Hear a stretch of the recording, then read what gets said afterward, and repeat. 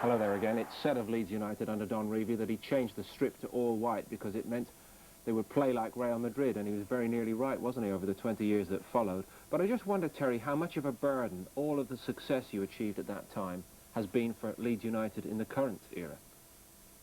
Well, I think it has been a burden. I mean, Man United suffered as well, didn't they? Yeah. And Alex Ferguson got it right for them. They're just waiting for somebody to come along and get it right again. As Peter said earlier in the programme, it's more difficult today because, you know, players don't stop at the club for 10 years. They sign for 2-3 years, and then their agent's on the phone and they get them off. So, top managers have got a difficult job now, and I think Norman said it's better to be, you've got to be a dictator really to have any success at all now. You were all there, what, better part of 15 years as players, weren't you? Yeah, 15, 16 years I was there, and loved it. Best part for me was Monday morning for training, because I love to train, and just go down and mix with the lads and get in the dressing room. And to this day, I don't miss the actual games of football on a Saturday, but I do miss the dressing room, and I miss the training, and I miss the banter. Loved it. George Graham has said that he wants to try and emulate what Revie achieved. Can he? Well, he's trying, which is what the gaffer did initially. He sorted out at the back first, which I think all good teams have. You know, I think Don Revie sorted out the back, and then the rest just sort of fall into place. And I think George is trying the same, because I think all the training that Leeds United do at the moment is all about stopping people scoring goals. Mind you, we're not very good at that at the moment. We let the opposition score, and then we're scoring, aren't we? If the opposition score, Leeds United seem to go on and win, but it's far too entertaining, Norman. Far too entertaining for George, anyway. I think one of the things nowadays, I mean, George Graham has proven what a good manager is at the moment with what he's done. Now, if the club can get the kind of finances that are needed, let's be fair, you need 50, 60 million pounds now, and I think that's what, you know, every club is short of that.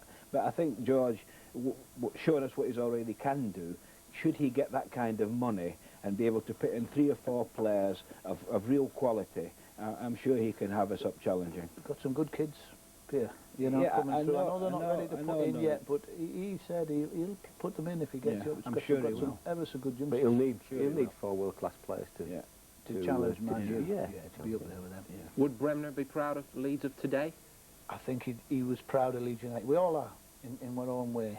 Wherever you are, it's part of you. You don't spend the time and the good times we had. First result we look for, isn't it? Yeah. Saturday, and he'd have been. He was. I tell you what, I think he was as proud as Punch when he went back and managed him.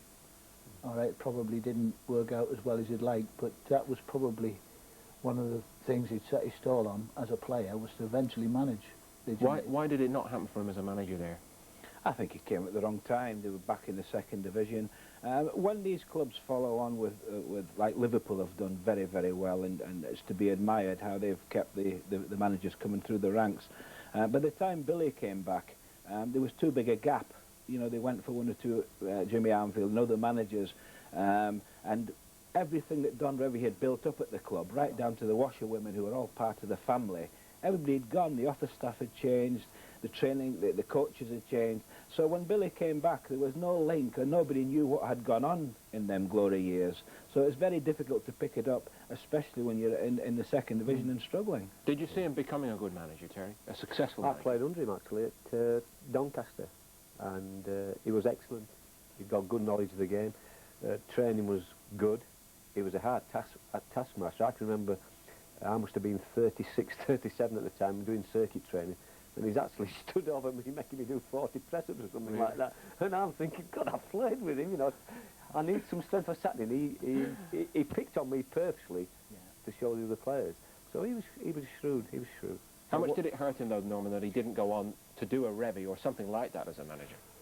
Well, I've never really spoke to him about it, but just knowing him as an individual, that would have really upset him, that he didn't make a success at Leeds. I think Peter rightly said there wasn't the money around. He nearly got them there, didn't he? He got them to the playoffs, didn't he? Semi-final. And he got to the semi-final of the FA Cup. So he nearly got them there, but it would have really upset him, that, with him not being as successful a manager as he was a player. Because all these Scots, George Graham, right now at Leeds, Kenny Dalglish, Alex Ferguson, they have this incredible passion for football. Unmatched, perhaps. Yeah, he had that, didn't he? Yeah, he did. Oh, yeah, definitely. They're a different breed, you know. you know, when you go up to, I was up in Scotland last week, there's still all they talk about in the pubs up there is football. You know, that is the game. You know, they love the game up there. Well, there's a lot of diversions down here now. There's so many things happening. But up there, they still love the game, and football is still a very, very big part of everybody's home life. How will you remember Bremner? How will I remember him? As a great character, a person who was great to be with. He was also, he could be a little bit the other way. You know, we had problems with him. Well, Don had problems. We never had any problems with him. I mean, I can remember one day Don had to hold the train up because Billy had gone out the night before and he was late for the train. And when Billy arrived, Don was really upset. He was sulking. And we used to have a 4-ball at cards, and he wouldn't play Don, and he went and sat over in the corner sulking. So we're sitting there, and Billy's chuntering away. So eventually Billy went over and says, "What's up with your face?" So and Don sort of looked at him, and he knew what was up with him. He says, "If the wee man lets you down tomorrow, then have a go at me." And Billy scored 2 goals and we beat West Ham. And to see the two of them in the corner of that dressing room, arms round each other, everything was perfect. Father and son had made it up. That was Billy Bremner for me. Sounds like a marriage. It's a lovely story. Yeah. What are your memories? As I said before the game, I sat in the corner of the dressing room. We're all busy as bees trying to prepare, and he sat there by himself, just meditating as though, you know, he's going to play for a Sunday morning pub team. And then he picks the ball up, goes out there, and he's the best player on the park. Yeah. Norman? Well, like I said, I was 16, and when I arrived, it was more like he was in the first team and I was a youngster. It was admiration. But what I enjoyed about his company, and I think with being with him early, we had a little bit of a special bond, and he could make you laugh.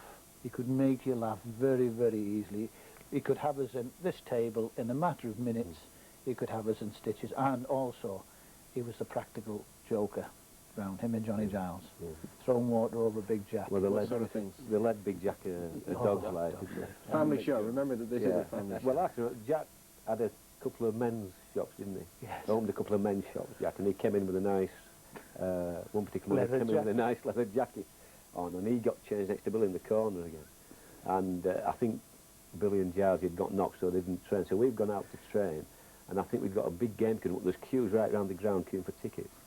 And when Jack's been out, they've gone into the medical room, got tape and put Hell's Angels on the back of his jacket and folded it. So Jack always came in, wash, out to his business. So he's had a quick shower, put his jacket on, never seen it, and he's walking down the car park, and all the punters are queuing, going, "Hi, Jack," and he's in, you know, what's wrong? He came back, and yeah, he came back, didn't he? So he used to go absolutely berserk, didn't he? Bottom lip used to start, didn't he? Yeah. But he got more sick than anybody. I did. Off them two, off Giles. Oh, they were the practical jokers, though. The ones chucked the water over them, do you remember that? Yeah. Filled his car with snowballs that day. Oh, yeah. He couldn't find his car. It was Yeah. really snowing. And they all got big snowballs. They It put is, one in the front seat, one in the driver's seat, 2 in the back. And Jack went out. The balloon went on. Everybody was running away. But that was them, wasn't it? Because once the big man's temper went, you kept out of his way, didn't you? It was so easy. You've lost a great friend, haven't you? Oh. Yeah. Terrific. Here we are. I think it affects us all in different ways. When I heard Sunday, I just had to get out of the house, away from the phone and everything, and just get out and just, all right, unfortunately you have to get on with your lives. But he had a great time, Billy. He had a marvellous time. And I feel at the moment for Vicky and her family, because Bill had a great life. All right, he had a lot to look forward to, his grandkids and everything else. But it's Vicky and the family that you feel for at the moment. All right. Norman Hunter, thank you very much for coming down and sharing some of those memories with us, and to you, Terry Cooper, as well, and to Peter Lorimer. It's been our pleasure, and unfortunately the circumstances sadder than we would have wished to remember Billy Bremner. In total, he made 54 appearances for Scotland, and it is sad that he didn't get any more caps. He also died aged 54, but it is a tragedy he didn't get more years. He would have been 55 today.